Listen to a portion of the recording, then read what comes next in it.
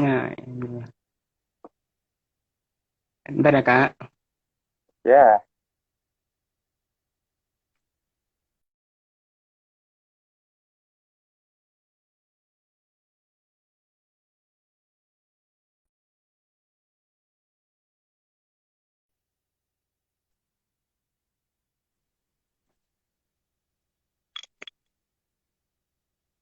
Bentar, Kak. enggak, silakan. Ya, bismillahirrahmanirrahim. Assalamualaikum warahmatullahi wabarakatuh, Kak. Waalaikumsalam warahmatullahi wabarakatuh. Suara saya jelas ya, Kak? Jelas, jelas. Alhamdulillah. Jelas, alhamdulillah. Ini sebelumnya Ya. kenalan dulu kali ya. Kayak Kak, Oh iya dong. kayak Kak, ini sebelumnya saya kenalan dulu nih. Saya Abi. Oh iya ya. Biasanya kalau di sekolah dipanggil Pak Abi sih, emang. Dan Mm-mm. kabarnya kayak Kak pernah ke kebun main ya, Kak? Saya ngajar di kebun main di Depok, di Tapos, Tapos. Bu Eri Tapos kenal, ya. Kak? Bu Ya. Irwan. Oh iya iya iya iya iya iya. Nah, Iya tapi almarhum Bu Eri tapi kayak kayaknya udah sekarang. lama ya. Udah Iya lama, iya tahun iya. 2007 Mulai dari kayaknya. Pernah sampai 2009. iya ya Allah udah lama banget ya berarti. Nah, 2009. Iya Masya Allah. nah iya, Iya saya salam kenal ngajar Pak di Abi situ. ya. Mm-mm. Saya Hmm, ngajar di hmm, situ. hmm, Di hmm. TK-nya saya, Kak. Di TK-nya. Kemudian, Masya Allah. hari ini. Nah, sekarang Alhamdulillah pengen ngobrol sama Kak Eka tentang yang saya sudah tulis di flyer tuh, tentang menulis. Jadi intinya, ngobrol kali Ya ini, Kak, ya. sebetulnya saya udah ngadain beberapa kali dengan tema berbeda. Kali ini Mm-mm. kegiatannya tentang inspirasi. Nah, ngobrol santai aja sih, Kak, nanti, Kak. Nanti Iya kita iya. ngobrol sekitar 45 menit ke depan. Nanti kalau ada yang Iya tanya boleh dijawab di apa namanya, di kolom. iya. Sebelumnya kayak Kak tinggal di mana, Kak? Nah, sekarang ya Bismillahirrahmanirrahim. Saya Hmm. tinggal di Bandung Oh, di di Bandung. Jalan Dagogiri ya. Kalau ke arah Hmm. kalau mau main ke Lembang ini jalan jalan salah satu jalannya ke sana. Dari Dago langsung Oh, ke di Lembang. Bandung. Ini. Kirain saya di Kirain daerah-daerah di mana? Depok, Jakarta kali. Oh, emang saya dari SD sampai SMA tinggal di Depok. Tapi pas Mm-mm. kuliah pindah ke Bandung gitu, nggak balik-balik Oh, sampai gitu. sekarang. Mm-mm. Iya, iya, terima kasih nih Kak sebelumnya, Kak udah mau apa namanya ngobrol ala-ala. Ternyata baru juga ternyata ya Kak ya. Live juga ya. Iya, iya, baru bener baru. Iya, baru juga. Iya, iya. Oke Kak, mungkin kita teman-teman yang bergabung silakan apa namanya. Selamat menyimak. Insya Allah kita ingin membahas tentang tips memulai menulis. Judulnya itu setelah ide, kemudian terbitlah tulisan. Jadi gini Kak, eh, Ya, jadi saya ini sebetulnya lagi eh, berusaha nih Kak, lagi berusaha buat nulis, nulis cerita-cerita ya, anak gitu kan.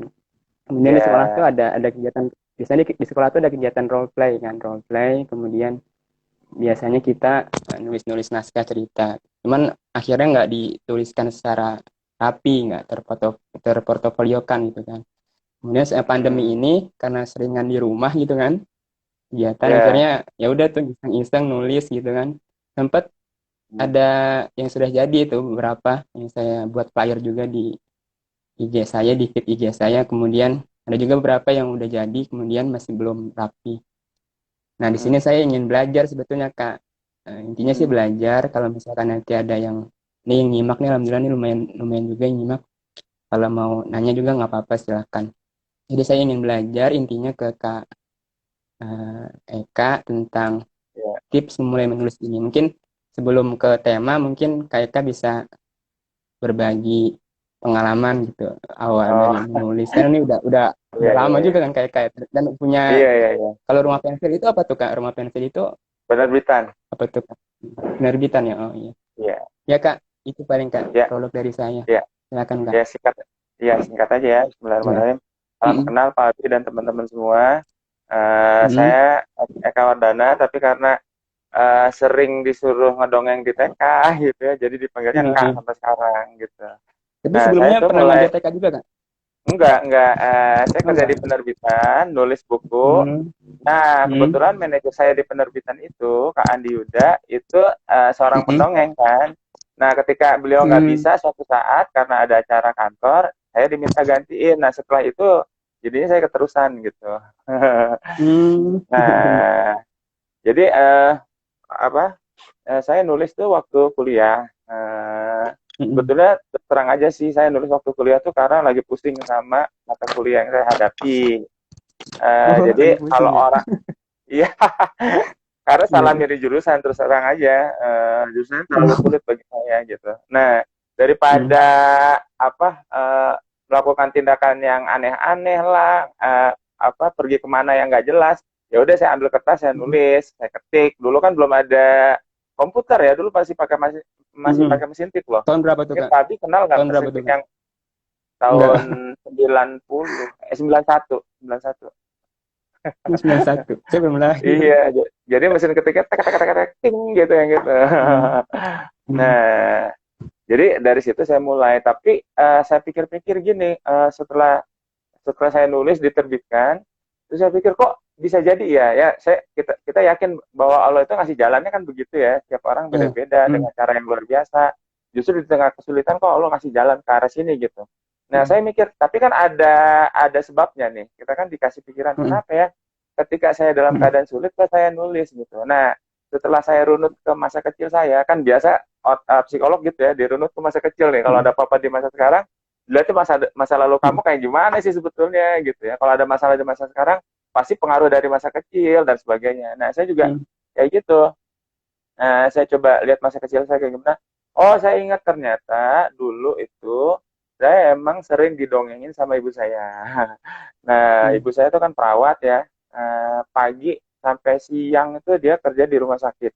Sorenya ikut praktek Hmm. dokter sampai agak malam. Nah, di Hmm. sela-sela antara dari rumah sakit ke praktek itu kadang-kadang dia pulang ke rumah sekitar waktu asar lah, nengok anaknya kayak gimana nih Hmm. kabarnya gitu. Terus sambil Hmm. bawain buku, sering bawain buku ya. Ketika lewat terminal tuh dia beli buku di kios, kasih ke saya terus dia pergi lagi, pulang diceritain ke saya. Jadi dari kecil saya akrab dengan buku melalui cerita-cerita yang ibu saya sampaikan. Nah, setelah setelah saya mulai bisa baca, saya akhirnya karena udah senang buku dari sebelum baca, akibat diceritakan didongengkan itu akhirnya dia senang baca kan saya. Nah, karena saya senang baca itulah kayak kesetrum gitu loh. Kayaknya masuk ke sebuah dunia yang asik banget ya, di dunia di mana Hmm. kita bisa menemukan hal-hal yang nggak ada di dunia nyata ya kan. Ada istana yang bagus banget gitu kan, ada hutan yang luar biasa penuh tantangan kalau lewat situ. Pokoknya seru banget, terus ada mainan yang bisa hidup dan segala macam lah. Hmm. Tapi tetap di situ kita tahu bahwa yang diajarkan adalah nilai-nilai kebaikan. Jadi kebaikan di situ Hmm. selalu menang lah gitu ya. Khas buku anak-anak. Nah, dari situ saya, oh ini ternyata masuk ke alam bawah sadar saya, sehingga ketika Hmm. dibutuhkan tuh dia keluar gitu. Nah, jadi penting banget bagi kita kalau yang pengen menulis, kalau berdasarkan pengalaman saya, kan tiap orang mungkin Hmm. beda-beda. Kalau berdasarkan pengalaman saya, punya basic semangat baca dan kecintaan buku yang bagus gitu.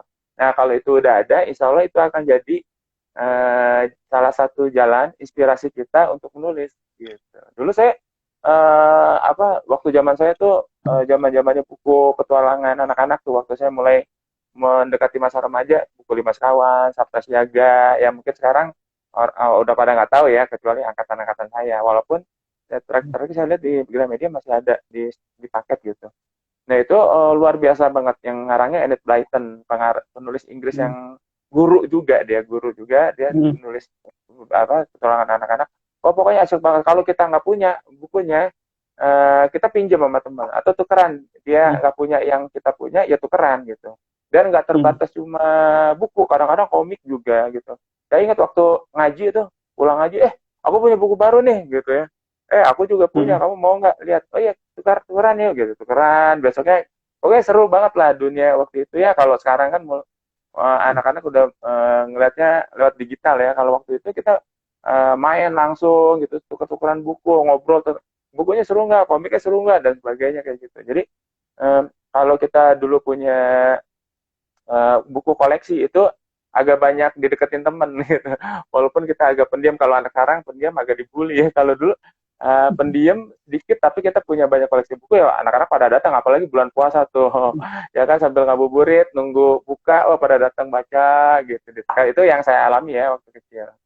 Kira-kira kayak gitu. Jadi pengalaman Iya, masa kecil yang asik banget, yang menurut saya indah, dan saya baru tahu ternyata nggak semua orang juga ngalamin hal yang sama gitu. Nah, itu yang membuat dasar-dasar saya menulis, apalagi memang Allah itu sudah menentukan sesuatu dalam diri orang. Jadi kita lahir itu bukan dalam keadaan polos, itu yang kita percaya. Jadi sudah diinstal sama Allah itu suatu kemampuan untuk menjalankan tugas kita sebagai hamba Allah sampai selesai dengan cara masing-masing.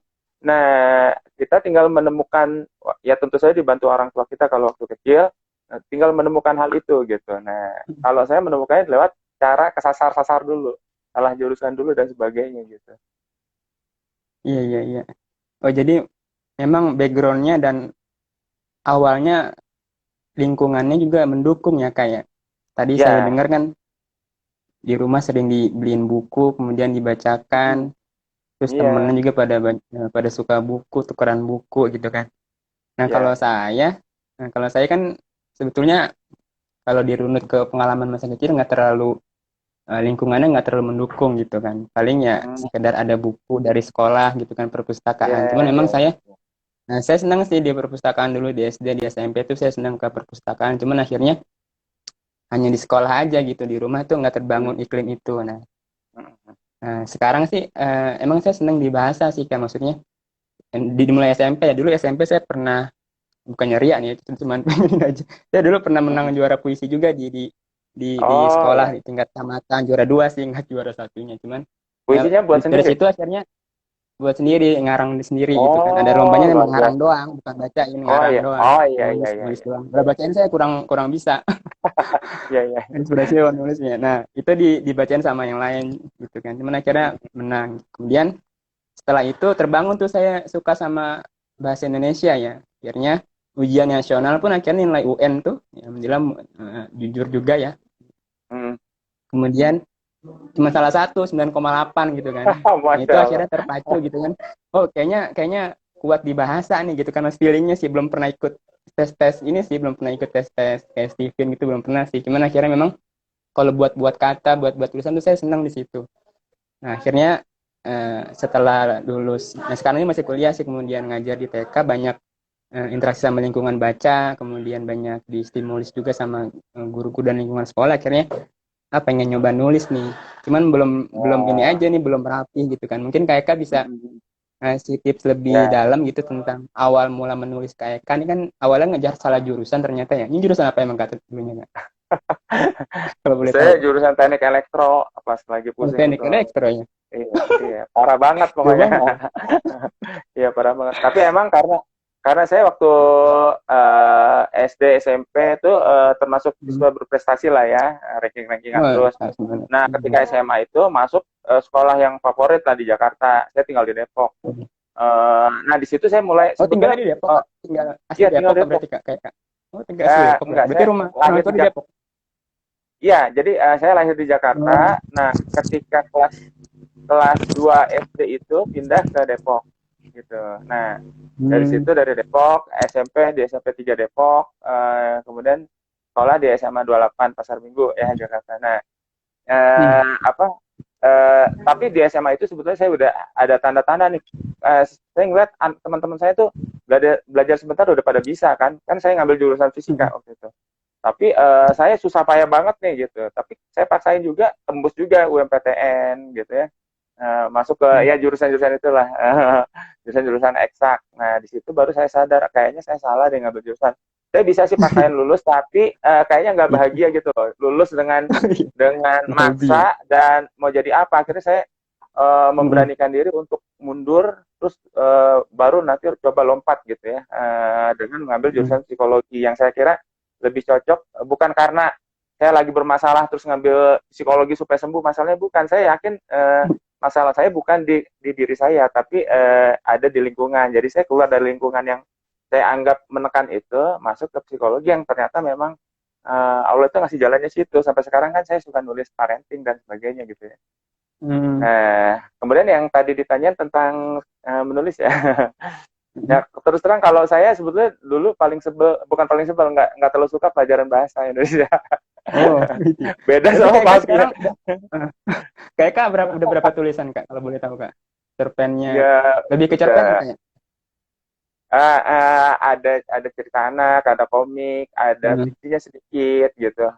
Terus apa siro tentang Rasul, tentang sahabat dan sebagainya. Itu udah lebih dari 300 judulan lah, insya Allah. Oh, 300. Masya Allah Uh, ya. ya, nah yang lucunya saya dulu nggak terlalu seneng bahasa Indonesia. Bahasa, oh Pokoknya gitu. kalau waktu kecil itu disuruh abis masuk dari abis liburan nih masuk sekolah disuruh sama guru bahasa Hmm. Indonesia buat tugas apa tentang liburan di rumah nenek gitu. Nah saya paling paling sebel kayak gitu. Kalau saya pengennya Iya, disuruh biasanya nulis gitu sama terserah teman. kamu.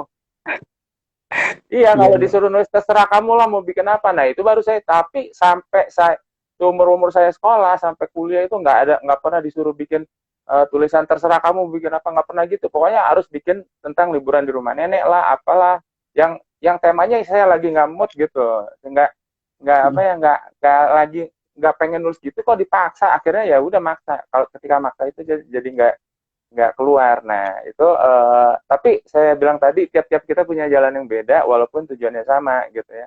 Kan ada banyak jalan menuju Roma nih ceritanya gitu ya.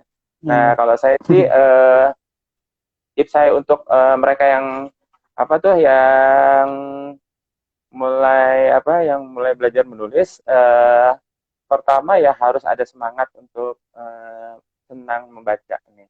Kebetulan sebetulnya saya juga buka kursus-kursus menulis fiksi sih ya. Kalau dulu di rumah Hmm. pensil itu sebelum publisher ada dikenal sebagai tempat kursus. Jadi ada kursus kreativitas lewat menggambar, ada komik, ada juga menulis fiksi.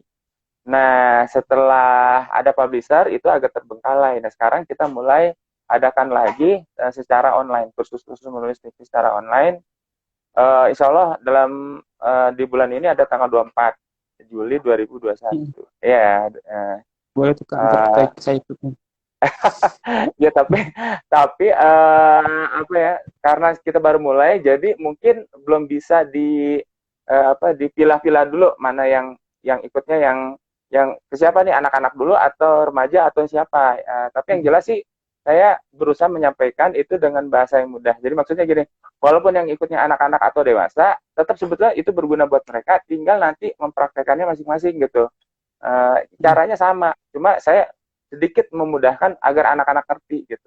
Mungkin kalau orang dewasa ngeliatnya, kok yang ikut banyak anak-anak, tapi sebetulnya kalau dilihat sih prinsip-prinsipnya universal gitu. Jadi kalau orang dewasa bisa dengan misalnya gini, contoh cara mencari ide, puluhan ide gitu ya. Nah itu saya pakai teori misalnya sambung jembatan, susun tengkorak dan sebagainya gitu ya, pakai nama-nama kayak gitu kan sebetulnya itu bisa dipraktekkan oleh orang dewasa gitu kayak gitulah itu kalau tentang menulis fiksi jadi saran saya banyak menyenangi dunia bacaan karena gini kalau kalau saya lihat itu kita nggak mungkin jadi penulis yang benar-benar penulis menulis dengan semangat yang apa ya yang baik gitu kalau kita nggak seneng membaca kalau kita nggak seneng apa ya nggak seneng masuk ini kan kita bicara fiksi ya nggak seneng masuk ke dalam dunia imajinasi itu agak sulit kalau menurut saya jadi itu syarat syarat saya saran saya untuk semua yang mau menulis coba senengin dulu bacaan kan luar biasanya perintah pertama Al-Quran itu ikro membacalah gitu ya. Nah itu luar biasa banget kalau menurut saya satu perintah itu cukup jadi awal untuk mengubah peradaban lewat dunia tulis dan membaca kan gitu ya. Jadi sebuah bangsa bisa bisa berubah dengan kecintaan mereka terhadap dunia tulis dan baca. Bangsa Barat sekarang itu maju karena mereka punya basic-basic sastra yang bagus gitu. Yang tentunya diinspirasi oleh kebudayaan Islam zaman dulu karena penulis Islam, ilmuwan Islam itu luar biasa. Jadi senangilah membaca buku. Terus kalau saya lihat buku yang baik itu seperti ini, seperti ada bunga mau memindahkan putiknya ke bunga yang lain misalnya supaya bunga yang satu lagi jadi berbuah. Nah dipindahin oleh lebah atau kupu-kupu. Nah lebah atau kupu-kupu ini buku. gitu. Nah, bunga yang pertama ini pengarang, bunga yang kedua ini orang yang baca. Jadi ada sesuatu dalam diri pengarang yang pindah ke pembaca gitu. Nah, itu yang harusnya dipunyai oleh seorang penulis. Jadi kayak setrum gitu loh, yang bacanya tuh kayak setrum ketika membaca buku dari si penulis, bener-bener jadi masuk ke dunianya dia gitu. Nah kalau nggak nyetrum itu kalau menurut saya kurang berhasil. Jadi kalau baca buku yang nulisnya nih menceritakan kisah sedih tapi yang bacanya nggak sedih, kalau menurut saya kurang berhasil. Nah itu berarti koreksi diri bahwa saya kayaknya agak kurang dalam deh masuk ke dunia imajinasi, bagaimana cara mempengaruhi orang gitu. Karena gini, kalau kita banyak baca buku dari penulis-penulis terkenal yang sudah terbukti gitu ya, kalau buku anak-anak tuh saya waktu kecil tuh selain Enid Blyton juga ada Roald Dahl ya kan, yang nulis Charlie and Chocolate Factory dan sebagainya itu apa ya, benar-benar menginspirasi dan kita belajar banyak dari dia. Semakin kita banyak baca tulisannya dia, walaupun diulang-ulang nggak masalah kalau menurut saya, itu semakin banyak kita belajar. Kayak J.K. Rowling lah kalau zaman sekarang tuh, yang terakhir saya suka itu Harry Potter, itu tulisannya benar-benar luar biasa kalau menurut saya gitu ya. Sampai saya bikin versi Harry Potter versi anak-anak Islamnya, tapi dalam bentuk komik, Masya Allah Fathia dan sebagainya gitu ya, yang gambar anak saya. Nah, jadi kalau menurut saya kayak gitu. Jadi kalau saya sendiri ada yang ngajarin nggak? Kayak Eka dulu waktu kecil pernah nulis fiksi nggak, dan kursus nulis fiksi nggak? Saya bilang enggak, saya belajar dari orang-orang itu tadi. Enid Blyton tinggal di Inggris, Roald Dahl tinggal di Swedia dan sebagainya gitu ya. Tapi saya belajar dari mereka benar-benar sampai seolah-olah hidup dalam semangat saya. Nah, ketika memindahkan semangat yang kita tulis ke orang lain itu, nah itu benar-benar sesuatu yang harusnya dimiliki oleh orang yang menulis fiksi. Walaupun kalau baru pemula sih supaya bisa ke sana ya, kalau misalnya tadi banyak baca, banyak ya, kalau ada kursus cobain ikut, biar siapa tahu dari salah satu teknik kursus itu kita bisa menemukan jalan yang kita pas buat kita gitu. Iya, iya, iya. Insya Allah ya, berarti memang kalau boleh tahu kayak Kak mulai nulis usia berapa Kak? Setelah lulus kuliah itu. Kalau nulis waktu yang saya itu vakum ya, jadi setelah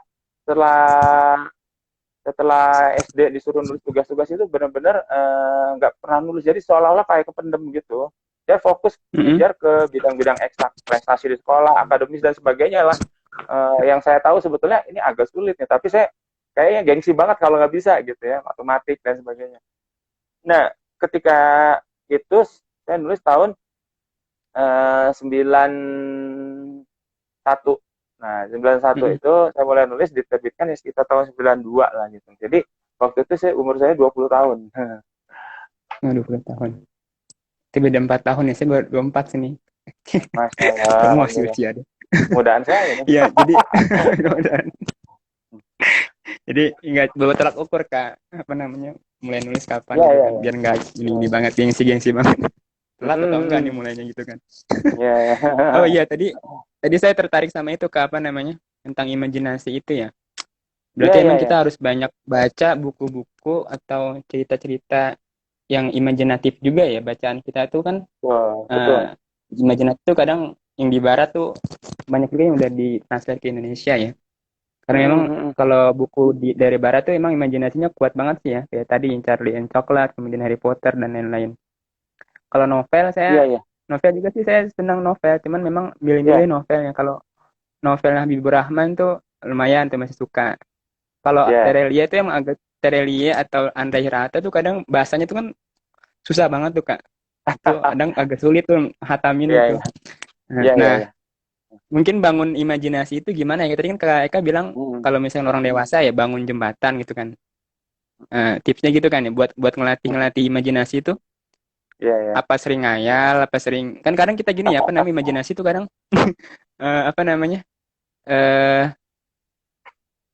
kita harus sering kalau buat dari sisi agama misalkan ya, kita kan tanaman bisa ngomong gitu kan, dan kemudian hewan bisa ngomong tuh kadang kita suka terdistrak gitu kan dari pendapat-pendapat yang lain, kemudian itu Kemudian Ya, jadi jarang juga baca-baca buku gituan kan, itu fabel, itu dongeng atau apa gitu. Kita bisa metain ini dongeng, kisah tuh seperti apa tuh Kak, buat mulai-mulai ya, bangun-bangun imajinasi itu supaya kita mindsetnya tuh sebenarnya sama gitu, nggak rancu gitu mindsetnya tuh. Kadang kan kita dipengaruhi itu dari lingkungan tuh gitu ya, kayak iya, dongeng, ya. kemudian kisah, fabel tuh gitu kan.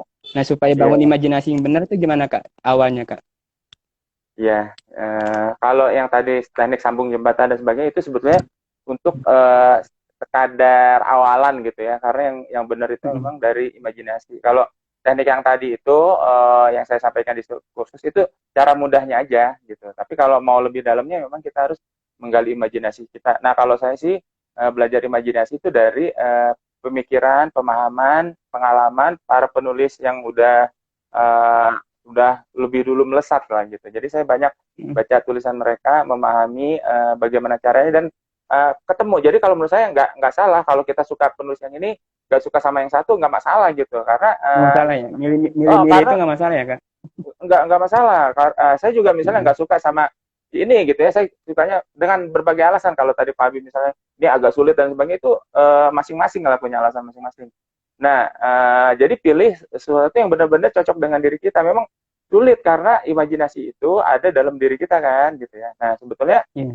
eh, kalau misalnya tadi disinggung tentang apa nilai-nilai kita sebagai seorang Muslim ya, bagaimana tentang imajinasi itu? Kalau menurut saya justru Islam itu sangat membuka peluang untuk berimajinasi, asal tidak Mm-mm. menyimpang dari akidah. Contohnya apa? Contohnya gini, Mm. kita dikasih tahu nanti setelah meninggal kita akan ada di alam kubur ya kan ditanya gitu tentang itu kan imajinasi banget, imajinatif banget. Mm. Yang orang kalau nggak pakai imajinasi dia nggak akan bisa nerima gitu ya. Terus Iya, ada betul nanti betul. ada surga, ada neraka. Surga itu untuk apa?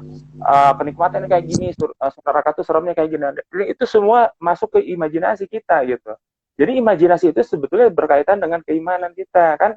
Mm. Uh, kita harus percaya dengan hal yang goib. Gimana kita bisa percaya kalau kita tidak menggunakan imajinasi kita kan? Jadi imajinasi itu benar-benar kaitannya erat dengan iman, dengan iman. Kalau menurut saya tidak usah khawatir sebagai seorang muslim kita berimajinasi karena justru itu yang diminta pada kita. Kenapa anak-anak disebut masa fitrah? Karena di saat-saat usia 3, 4, 5, 6 tahun itu imajinasi lagi luar biasa dan itu saat-saatnya saat terbaik bagi kita untuk mengenalkan dia Allah itu ada gitu kan. Walaupun dia nggak bisa lihat. Kalau kita kasih tahu udah kuliah, kasih tahu Allah itu ada loh, dia akan nolak duluan karena saya nggak bisa lihat, nggak bisa raba, nggak bisa dengar, kok ada gitu kan. Mm. Nah, jadi imajinasi itu benar-benar apa diberikan Allah pada masa anak-anak gitu untuk mengenal dirinya gitu. Yang memfasilitasinya ada lingkungan orang tua, guru dan sebagainya. Nah, terus kemudian satu lagi kenapa kita tidak usah khawatir tentang imajinasi karena dunia anak-anak memang dunia imajinasi gitu kan. Jadi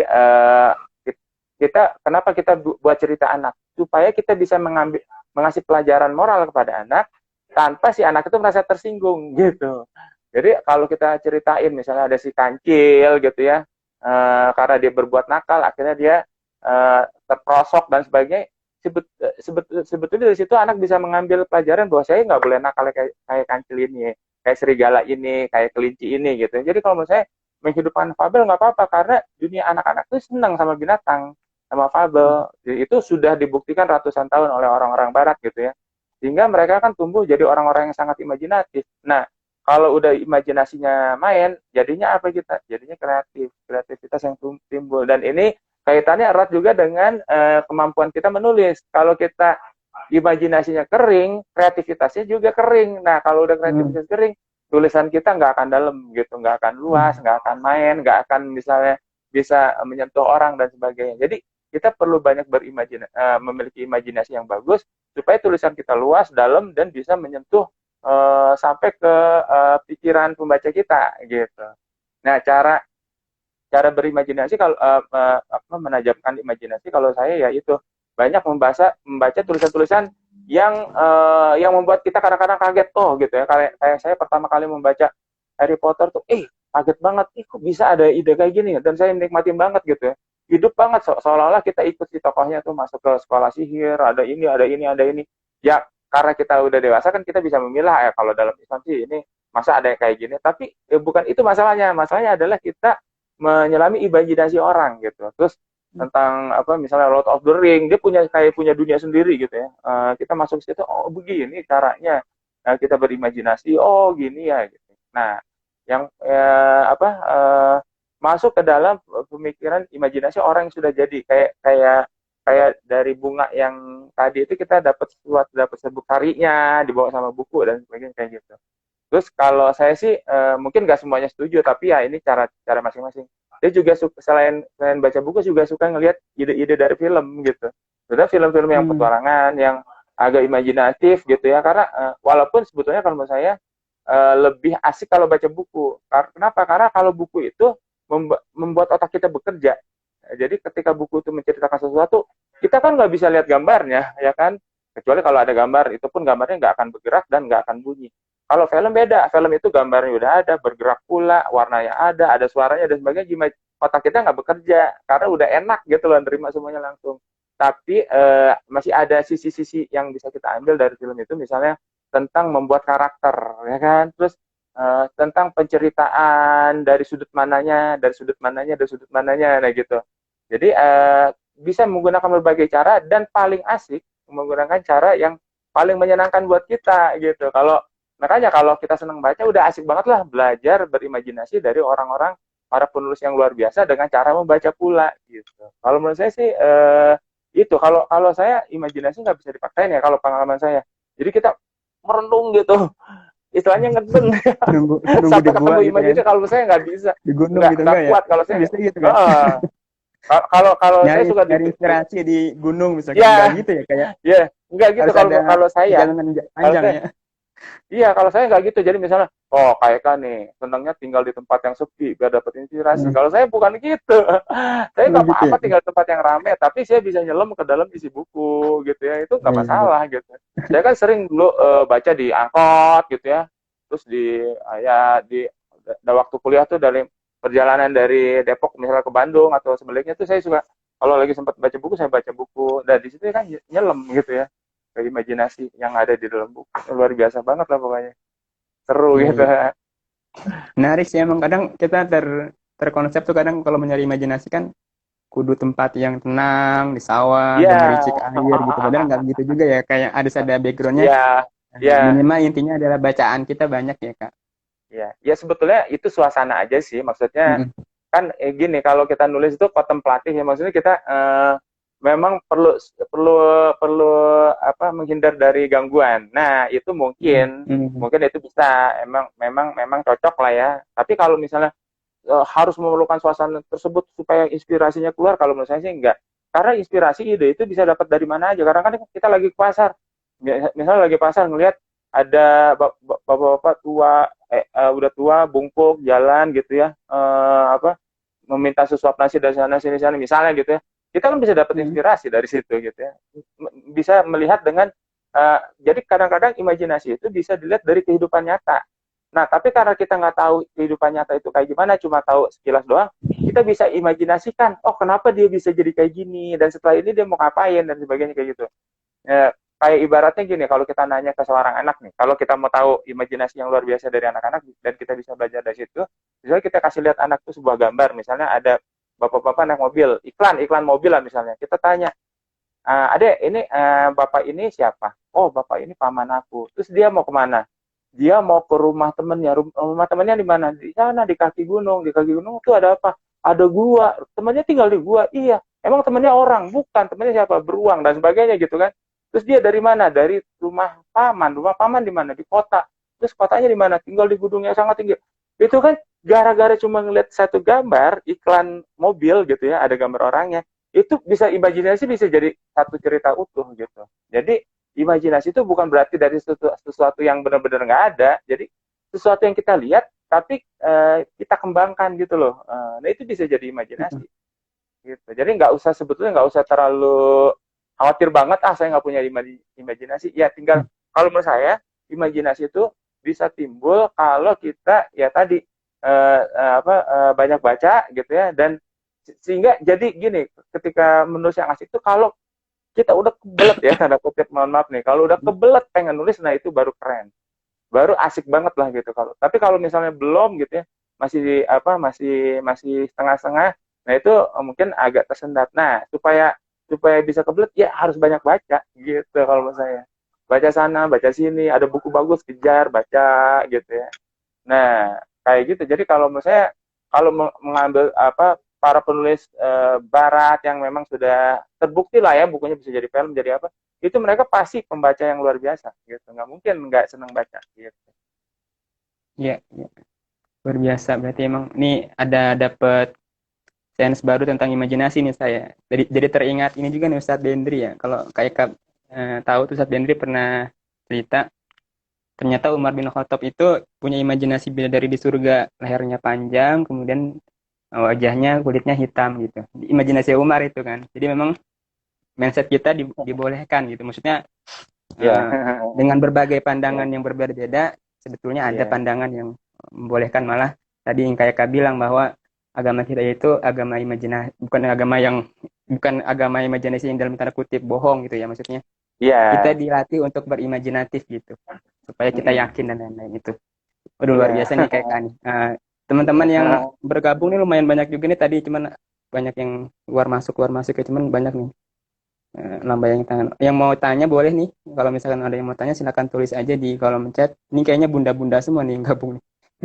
Mm-mm. Jadi kalau misalkan jadi bunda-bunda semua kalau misalkan mau melatih anaknya gitu ya, sediain Mm. buku minimal kayak di stok di kulkas gitu ya, makanan, berarti emang di rak buku juga ada buku bacaan anak juga. Ya kayak Kak, luar biasa nih. Iya. Sudah 30 menit lebih. Mungkin kayak Kak bisa ngasih apa ya? Setelah imajinasi tadi kan yang saya dapat adalah Mm. imajinasi, kemudian banyak Iya. banyak baca buku, lingkungan juga. Eh, Kemudian buat ini ya kayak apa namanya? Ketika kita mulai menulis, kemudian tulisan Mm. itu jadi, misalkan udah jadi, cuman akhirnya kita ragu nih, ini tulisan nih eh, niat untuk menulis gitu kan. Ya, mungkin niat untuk menulis tuh apa tuh? Kalau dulu kayak untuk dapat roya Oh uang ya. kah atau untuk dapat Iya. apakah gitu, mungkin bisa berbagi supaya bisa menyemangati juga yang baru-baru Mm-mm. gitu kan. Jadi Kayak kan. kalau kalau uang dan sebagainya pasti terbersit lah di pikiran kita, nggak mungkin enggak. Apalagi kalau Mm, kayak saya ini kan dari keluarga biasa-biasa aja gitu ya, pasti mm, uang itu jadi suatu kebutuhan juga. Apalagi di masa-masa itu kan sebetulnya kita lagi krisis identitas sebetulnya. Jadi iya, kenapa iya. banyak banyak remaja Labil labil sekarang ya. itu ya lagi labil. Kenapa? Karena beda dengan zaman dulu. Kalau remaja zaman Iya. dulu begitu akhir balik dia sudah jadi sesuatu, jadi seseorang, misalnya jadi pedagang, jadi penggembala, ada yang jadi prajurit, ada yang nikah, jadi kepala keluarga, itu udah gitu karena tidak terbebani harus belajar belajar belajar terus kan. Sementara kita itu Mm, bayangkan misalnya ya rata-rata katakanlah sampai 24 tahun itu belajar terus umur hidup. Kalau kita umur 40 tahun, kita belajar 24 tahun, berarti kita baru 16 tahun jadi orang gitu. Sebelumnya masih belajar belajar belajar belajar gitu ya. Nah, itu iya. terjadi krisis identitas. Krisis identitas itu terjadi ketika anak sudah balik gitu ya, sudah mukalaf gitu, sudah menerima beban, sudah taklif, tapi dia belum tahu harus gimana. Nah, itu jadi krisis identitas. Nah, mungkin salah satu jalan keluar saya waktu itu dari krisis identitas yang saya punya. Saya kuliah di tempat ini, dapat beasiswa dan sebagainya kan. Tapi kayaknya saya nggak akan benar nih kalau saya terusin gitu ya. Gimana ya, Cak? Nah, itu kan sebetulnya krisis tanda tanya. Saya ini siapa? Saya mau kemana? Kemampuan saya di mana gitu ya. Mm, Nah, di situ alam bawah sadar kita yang dulu masa kecil kita yang indah tuh ya, dikasih buku, dibacain dan sebagainya, itu membantu banget gitu. Saya kebayang kalau dulu ibu saya nggak pernah baca cerita, saya nggak pernah senang baca buku, dulu tiap minggu itu ibu saya pasti bawain majalah Bobo. Wah, dulu Bobo mm. itu keren Oh, Bobo. banget gitu ya. Sekarang orang masih ada nggak ya Bobo ya? Kayaknya udah susah ya. Kayaknya Dulu saya masih nggak ngalamin tahu tuh ya. SD cuman. Iya, jadi di situ ada cerita Denny manusia ikan yang lagi Mm, seru-serunya, aduh harus nunggu minggu depan. Tuh kan bener-bener, jadi kita ngebayangkan, nanti dia gimana ya, apakah ketemu sama orang tuanya apa enggak. Terus ada cerita-cerita yang lain, oh pokoknya, dan selain Bobo juga ada majalah-majalah yang khusus komik, ada majalah Epo, ada Kawanku dan sebagainya. Pokoknya mm. itu benar-benar membantu saya ketika menemukan jalan keluar, menemukan identitas saya yang sebenarnya gitu. Jadi pengalaman masa kecilnya benar-benar berpengaruh. Jadi bukan masalah nanti misalnya anak-anak anak bunda, kayak tadi bunda-bunda yang banyak hadirnya, anak-anak bunda itu mau jadi penulis, nggak harus gitu. Jadi pokoknya ketika anak-anak tuh dikasih cerita, secara petualangan, cerita yang seru-seru, nggak selalu dia akan nanti jadi penulis, tapi mentalnya itu akan terbantu dengan diisi oleh masa kecil yang indah gitu. Jangan jangan masa kecil yang kosong gitu ya. Jadi kayak gitu. Iya, iya. Ini tadi ada yang tulis juga nih, Kak, cuman kok hilang ya di saya. Nah, coba saya scroll dulu. Banyak juga nih tadi nulis nih, ternyata nih. Cuman hilang kemana ya komentar? Iya,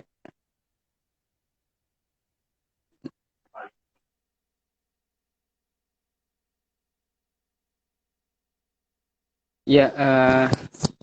Mungkin bisa dituliskan lagi nih atau dicopas lagi, Bun. Saya ke scrollnya hilang nih kayaknya nih, saking ininya.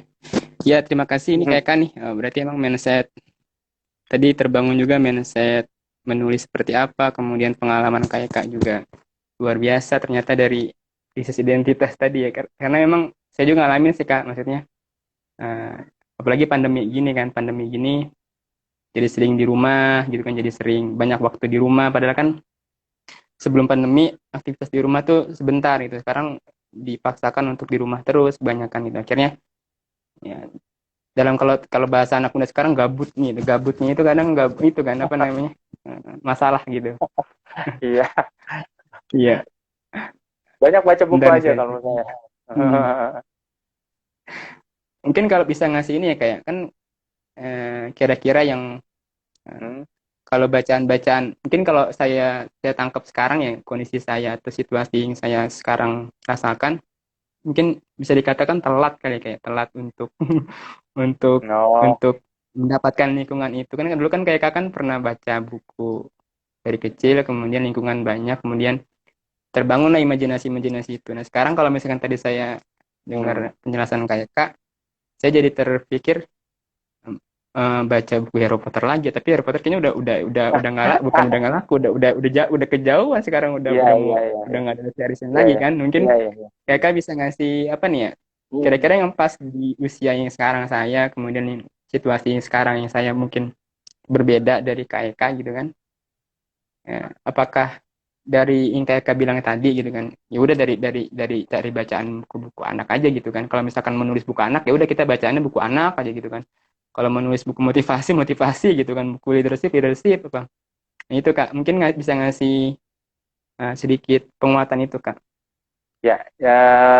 Jadi kalau menurut saya jangan pernah merasa terlambat, gitu. Kan saya juga waktu nulis buku tuh nggak tahu ya kan. Jadi setelah terbit itu baru saya ingat kenapa saya kayak gini. Nah, saya kasih tahu yang tadi itu setelah saya berpikir setelahnya. Jadi ketika menulis bukunya itu saya nggak berpikir, oh karena dulu saya waktu kecil sering dibacain buku oleh ibu saya, sering punya lingkungan yang bagus, akhirnya saya pasti bisa nih. Nggak kayak gitu. Saya nggak tahu apa-apa waktu itu, Hmm. waktu nulis. Pokoknya apa yang ada dalam pikiran saya ya udah saya tulis dulu lah gitu ya. Nah, jadi nggak ada kata terlambat. Siapa tahu kan tiap orang punya pengalaman masing-masing gitu ya. Nah, jadi saran saya adalah pertama yang dilakukan dia lakukan, ya, maksudnya nulis. Jadi nulis aja gitu. Nah, ketika nulis itu kita belajar. Cuma ketika nulis itu jangan jangan terlalu over juga ekspektasinya. Oh, nanti saya akan jadi gini dengan tulisan ini saya akan bisa gini gini gini.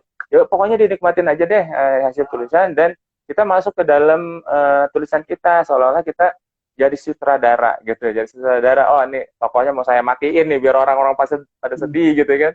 Eh Hmm. apa atau nanti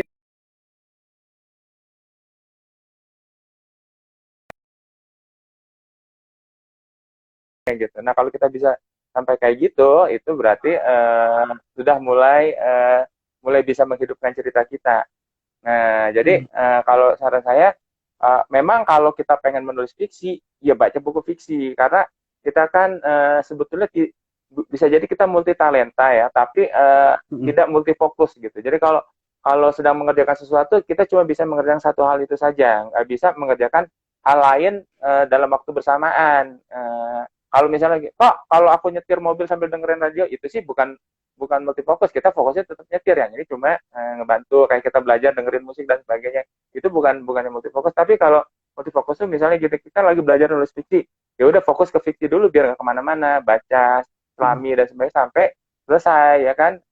Kan di Quran tuh disampaikan kalau kamu sudah selesai sampai satu urusan selesai, baru pindah mengerjakan urusan yang lain dengan dikerjakan dengan sungguh-sungguh pula. Nah, kita pakai teori itu. Jadi kalau kita pengen nulis fiksi, kita bacanya buku motivasi ya agak sulit berkembang di fiksinya karena kita nggak dapat banyak masukan di situ. Jadi fokus aja.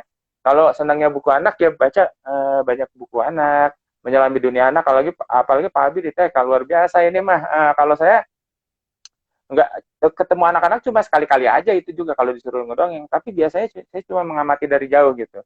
Tapi kok saya bisa, nah apalagi Pak Abi yang melihat dunia anak sehari-hari gitu. Dan saya contohnya gini, saya punya teman seorang guru yang dia gini, dia punya ide-ide yang nggak akan mungkin saya dapat karena saya bukan guru. Misalnya gini, dia kayak kak dia bilang, saya pernah punya murid anak perempuan yang dilecehkan sama tukang kebunnya, misalnya gitu ya. Dan orang tuanya nggak tahu, bla bla bla, dia cerita, wah ini kalau cerita ini diangkat bisa bisa bagus banget dan pesannya kuat banget. Tapi cuma cuma dia yang tahu gitu. Kalau dia nggak cerita ke saya nggak tahu gitu ya.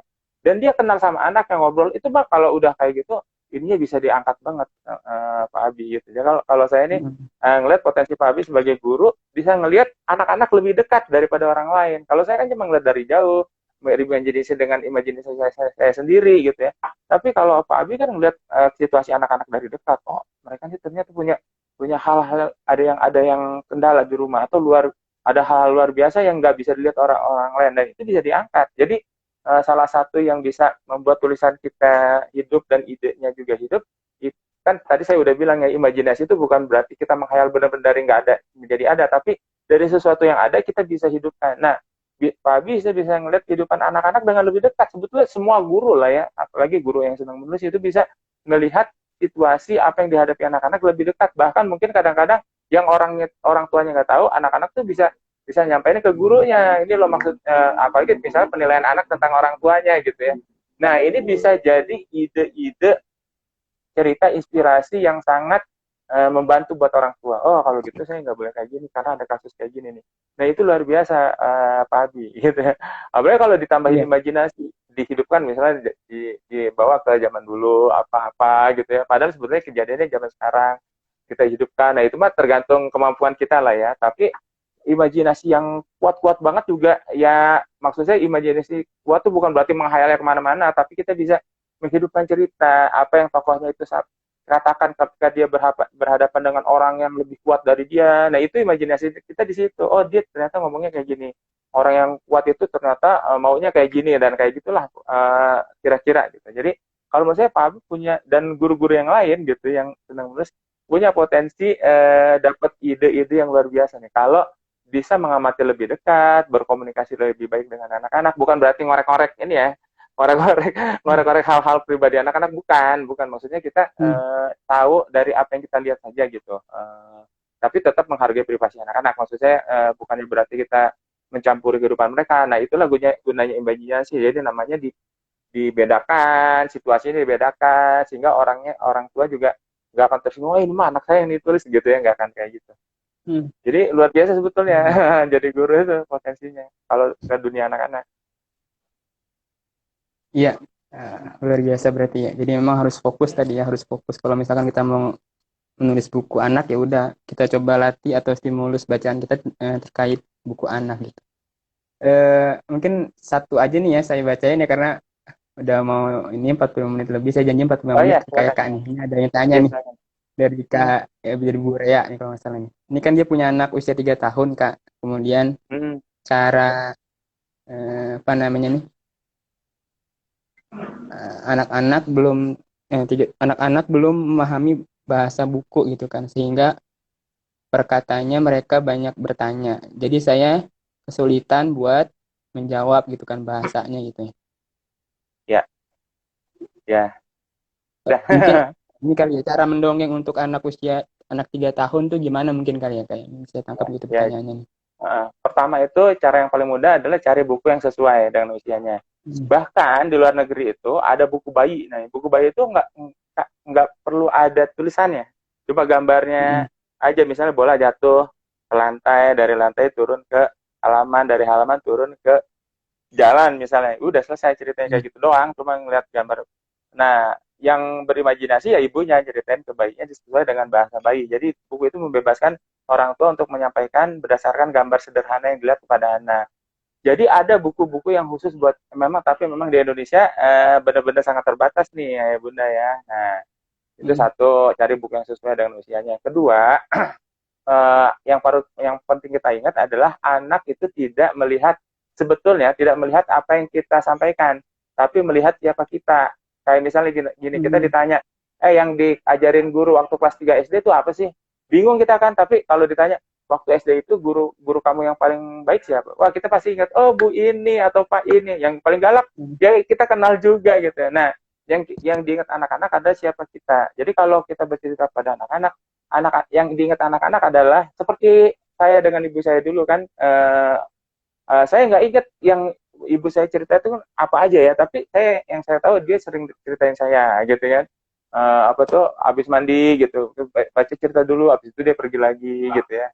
Atau misalnya sebelum tidur baca cerita dulu gitu ya. Nah, dan saya ingat juga sebetulnya nggak sering-sering amat, nggak setiap malam, tapi itu berkesan kuat buat saya gitu. Jadi itu dua. Jadi nggak apa-apa ceritain, kalau misalnya nggak ada nih Kak bukunya sesuai dengan, nggak apa-apa ceritain aja kan ada gambar gitu ya. Nah, itu yang kedua. Yang ketiga, justru anak-anak usia segitu sedang belajar banyak berbahasa. Nah, inilah bahayanya kalau kita ngasih gadget ke anak-anak di usia kayak gitu. Kenapa? Karena gadget itu membuat kemampuan bicara anak terhambat gitu. Karena anak pasif kan, cuma nonton gitu, ngelihat, dia tapi dia tidak terpancing untuk ngomong. Nah, jadi kalau kita justru di usia gitu, kenapa anak-anak tuh sulit, ya, termasuk usia sulit nih, kayaknya ngasih tahu sulit banget. Kadang-kadang anak tantrum dan sebagainya. Kenapa? Karena dia belum bisa ngomong. Saya sebetulnya pengen begini mah, tapi ibunya nggak ngerti. Akhirnya dia nangis, kesannya tantrum dan sebagainya. Justru dengan membacakan buku itu imajinasinya jadi apa tuh? Jadi apa vokabulernya jadi nambah gitu. Ya, jadi Hmm. nggak apa-apa Bunda itu mengajarkan bahasa, ya justru itu yang membuat beda dengan anak lain gitu. Nah, kalau Ya. misalnya sulit, ini saya cuma cuma ngasih lihat doang ya. Ini saya ada di Rumah Pensil ada produk ini.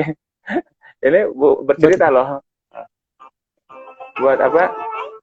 Nah, ini Oh iya. apa? Cerita saya, buku-buku saya masukin ke sini, dan ini Hmm. macam audiobook tapi bentuknya mainan, boneka kayak ada bisa nyanyi dan sebagainya. Jadi kalau misal banyak cara lah gitu ya. Jadi kalau misalnya anaknya seneng dengerin ya tadi misalnya bisa pakai keyboard yang tadi itu. Jadi jangan ragu melakukan suatu hal yang baik, bercerita pada anak-anak gitu ya. Karena di situ banyak hal-hal luar biasa lah. Apalagi nanti kalau kita ceritanya cerita-cerita yang baik, maka terjadi segitiga cinta kalau Ya. saya nyebutnya. Bukan Ya. bukan cinta segitiga, segitiga cinta. Yaitu antara pertama orang tua, kedua anak, dan ketiga tokoh yang diceritain. Jadi kalau tokoh yang ceritanya baik, anak-anak akan meneladani dia gitu. Kalau kita ceritain tentang Nabi Nuh lah ya, gampang dipahami anak-anak, itu dia akan memihak kepada Nabi Nuh gitu, karena masa fitrah. Dia nggak akan Ya. memihak pada orang kafir yang enggak. Ya. Karena Allah itu sudah men-setting luar biasa lah manusia itu sebetulnya Ya. dalam keadaan Untuk baik mencintai gitu. kebaikan ya. Mm-mm. Betul. Jadi Mm-mm. nggak ada halangan sebetulnya. Yang penting Siap. kita bisa bercerita, dan kalau kita udah Ya. bercerita kita akan tahu sendiri nih kemana minat dan bakat anak. Nah, itu luar biasa banget tuh. Kita Ya. bisa meraba gitu. Ya. Ya, semoga terjawab ya Bunda Rea ya tadi ya. Saya nih khawatirnya melingkar janji sekarang 40 menit udah lebih nih 50 menit lebih. Kayak kau juga mau istirahat. Terima kasih banyak nih kayak nih, mau banyak banget Iya, inspirasi yang Masya Allah, didapat. sama-sama. Semoga bunda-bunda atau teman-teman yang bergabung pun dapat inspirasi juga dan tetap semangat untuk kuncinya adalah membacakan buku ke anak ya teman-teman dan ayah bunda semuanya. Supaya dapat tadi lingkungan yang gemar baca, kemudian yang kedua anak-anak pun terlatih juga imajinasinya dan jangan malu juga tadi itu kata Kak Eka untuk berimajinasi. Ayah bunda kalau misalkan mau berimajinasi ceritain aja gitu kan dengan keras. Sekarang kan lagi marak tuh ya kayak read aloud gitu kan, baca Ya, nyaring gitu. Dan kalau boleh kasih masukan juga nih yang tadi baca tuh yang tadi bertanya ada buku big book ya yang besar, gambarnya besar, teman tulisannya sedikit teman imajinatif tuh banyak yang bukan banyak sih ya. ada yang jual seperti itu mungkin nanti bisa Nggak tahu deh, kayak Kak udah jual belum tuh yang buku besar tuh Kak. Bukunya kurang lebih setengah meter apa? Berapa ya? 90 setengah meter kali ada ya. Ah, ya Big ya. book itu buat anak-anak usia Ya, bayi, usia kelas TK itu lumayan bagus. Ya, terima kasih Kak Eka sekali lagi. sama Semoga ya, sehat di rumah ya Kak Eka ya, keluarga. ya, ya, alhamdulillah. Sama-sama ya, Pak Abi. Ya, semoga nanti kalau misalkan saya tanya-tanya bisa langsung saya wapri berkenan nih Kak Ya, di ya, WhatsApp. insya Allah, insya Karena Allah, saya di insya Allah. Depok Kak, karena saya tinggal di Depok atau Jakarta, saya niatnya mau Oh, main, ternyata di Bandung. oh, Nanti kapan-kapan iya kalau ke bagus. Bandung deh saya Boleh, boleh, apa namanya cari-cari. Dago boleh, berarti boleh, di boleh, Dago ya. boleh, boleh, boleh. Iya, di Bandung Dago. Iya Iya, iya. iya. Oke deh. Ya, terima kasih Kak Eka sekali lagi Terima kasih jazakallah sama-sama, khairan. Pak Abi. Semoga Oh ya, ya belum. kita bisa ketemu langsung nanti satu rahim. Terima kasih juga teman-teman dan Amin. bunda yang bergabung. Kita tutup dengan baca alhamdulillah, alhamdulillahirabbil alamin. Mungkin sebelum ditutup kita foto dulu ya Kak ya. Foto rekomendasi Ya, Kak. Senyum dulu Kak. ya boleh. Screenshot aja nih Kak.